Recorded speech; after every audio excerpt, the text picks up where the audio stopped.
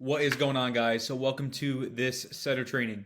So I'm going to talk about the difference between inbound setter calls and outbound setter calls. So inbound setter calls are typically taken on Zoom. They're going to come from either another DM setter for further filtration or to increase intent or to potentially handle some limiting beliefs and then get set to a closer.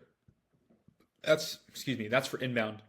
For outbound, you're going to do the same exact thing on the outbound as the inbound on Zoom. The only thing that changes is right in the beginning of the call. But it's, again, to filter through, make sure that you're setting good leads to a closer calendar.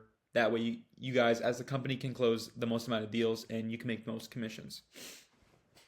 So inbound Zoom. How the framework works is we do a report and frame. Then we want to fully understand their current situation.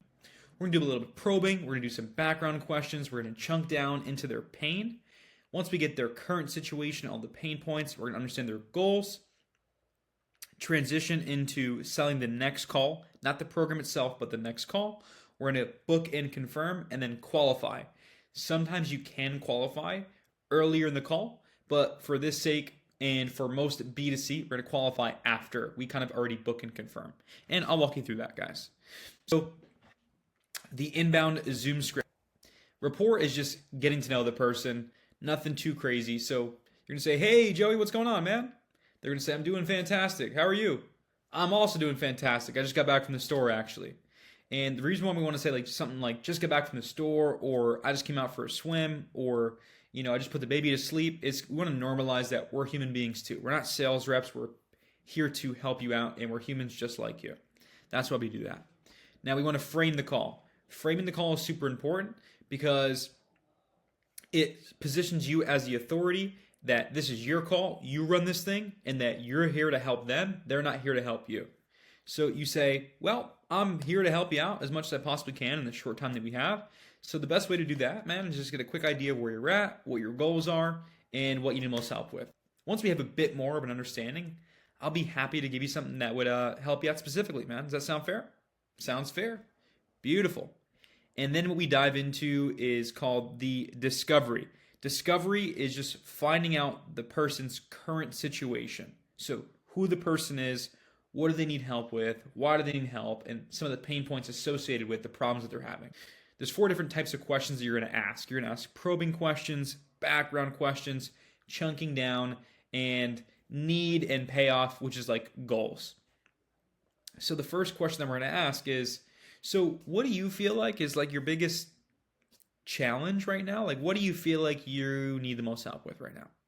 And the reason why we ask that, the biggest challenge, is because we want to specify a problem. Without a problem, you can't provide a solution. And if you can't provide a solution to a problem, then there is no sale. So we want to isolate and specify a problem. And for this training's sake, we're going to talk about getting people into sales roles, into high ticket sales.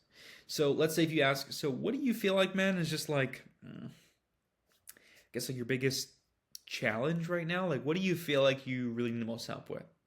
Landing a new sales job in remote sales. Okay, I got you, man. And then we're going to get some background.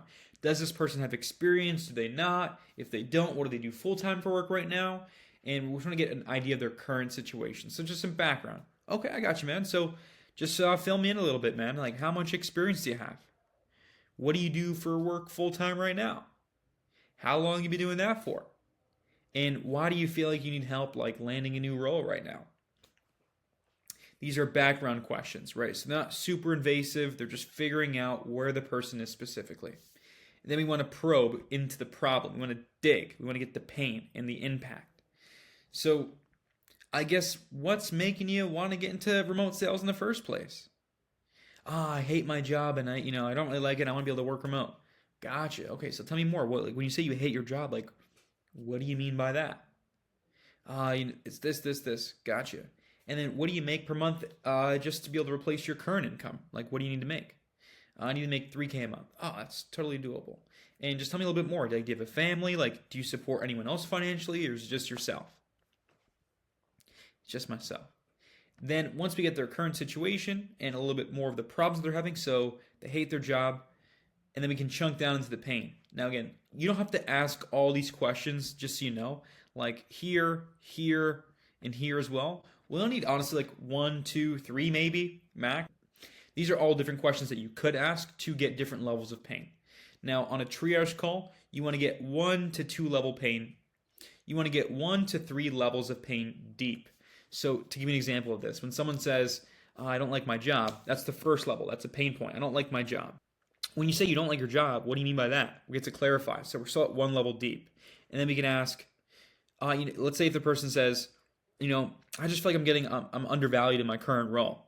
Gotcha. That's 2 levels deep. Okay, and then how long have you been feeling like that for? Where you're feeling undervalued? That's 3 levels deep. These are just specific examples. You don't want to go too deep into the pain. That's the closer's job. You want to think about the sales process. It's like making lemonade, right? So the DM setter's job is to find what looks like good lemons. And if it needs to be set to the setter, to a phone setter, the phone setter can slice the lemon open and squeeze a little bit. Is this one juicy? Is it not? Is it not juicy? You want to squeeze a little bit of the juice. Squeezing the juice is chunking down into the pain. Do they have some pain? Is it something that we can actually work with? Because pain is necessary in order for a person to make a change. When you break your leg, if you have just a small hairline fracture in your leg, you're probably not going to go to the hospital and go get it fixed because it's not really necessary. Versus if you break your leg in half and your foot's backwards, you're going to want to go to the hospital and make a change, right? Go and fix something. We want to find out how deep are the person's pain points, because is this person going to pay $5,000? Is this person going to pay $10,000? Again, you're selling programs that cost $5,000, $10,000, $20,000. So does this person have enough urgency, enough pain to actually fix their situation? Otherwise, it's going to be a waste of time. So you can ask questions like, okay, so just so I'm all clear, man, so you don't like your job right now, you're feeling a little bit undervalued, you have a family that you support.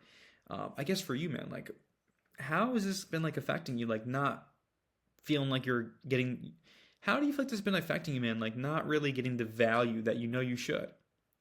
When did you realize that something had to change? What was that exact moment like for you? What have you tried to do to actually fix this for yourself? How long has all this been stuff going for? Again, these are just example questions.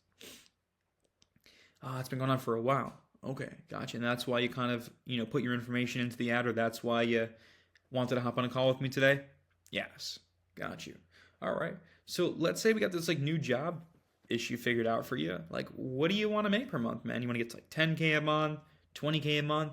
And the reason why we want to give them a range is because, yes, we want them to think bigger than what they currently think right now, because the bigger the gap of where you can help someone, the easier it is to justify a price point.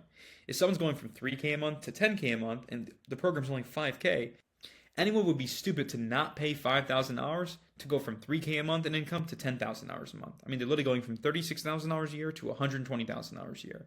Who would not pay $5,000 for you to do that? I mean, people pay $30,000, $40,000, $50,000 to make $36,000 a year, $3,000 a month after college. So $5,000 is a steal. Even 10K for a program like this would be a steal, right? So if you got this new job issue figured out, what do you really want to make per month? 10K a month, 20K a month? And another reason why we give them a range is because we want them to give us a specific answer. I can give them a range of where they should be in, but I want them to give me a specific answer so I can reveal intent. So I want to get to 10K a month. 10K a month, that'd be awesome, man. What would change for you personally? What would that allow you to do that you can't do right now? How important is it for you to actually get there on a scale of 1 to 10? Again, this is going to reveal intent. If the person's not serious, you can go and nurture. If the person is serious, you can push to a sales call.